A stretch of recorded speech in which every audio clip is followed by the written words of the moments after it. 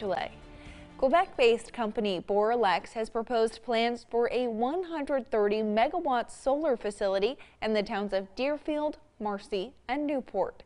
Eyewitness News reporter Lauren Brill joins us in the studio with more information on this project as well as reaction from local residents.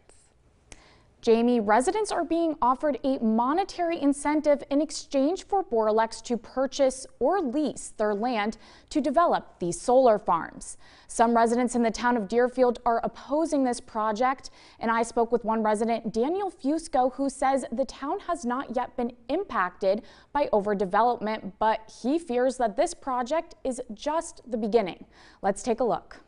It will certainly destroy quality growth, quality development. We've had some beautiful homes built there. Good people come up. It's their dream to live in a rural, beautiful rural agricultural setting.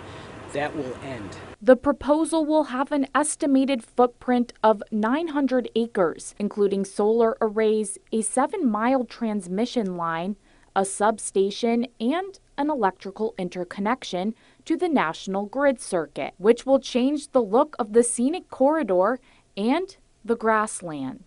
The manager of public and government affairs for WUTR-WFXV, Darren Suarez, says that the company intends to develop the area in a manner that will allow for some continuation of agriculture production. And hay is something that they think the project can accommodate. The way that our row spacing works for solar panels, we use actually a newer technology that allows for greater space between the panel rows. And that actually allows for a tractor, small tractors or larger tractors, to drive through. However, Fusco explains that this development will not allow the same quality of farming that they are used to. And there are various species of endangered and threatened grassland birds that will be impacted.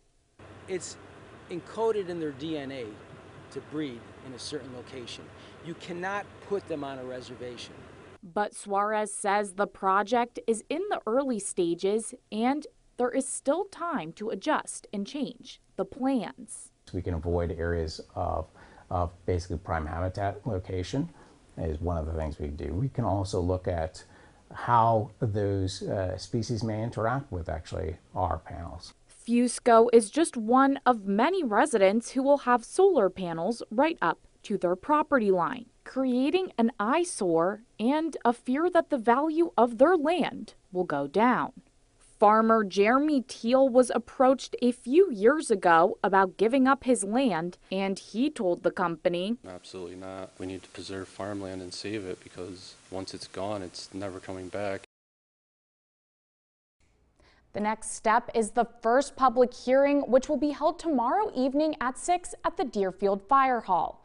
Residents will be able to voice their concerns on the project, as well as discuss the adoption of the Town of Deerfield Solar Energy Law, which will establish regulations regarding solar energy systems within the Town of Deerfield.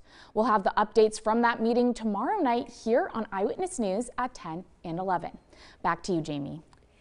2 house fires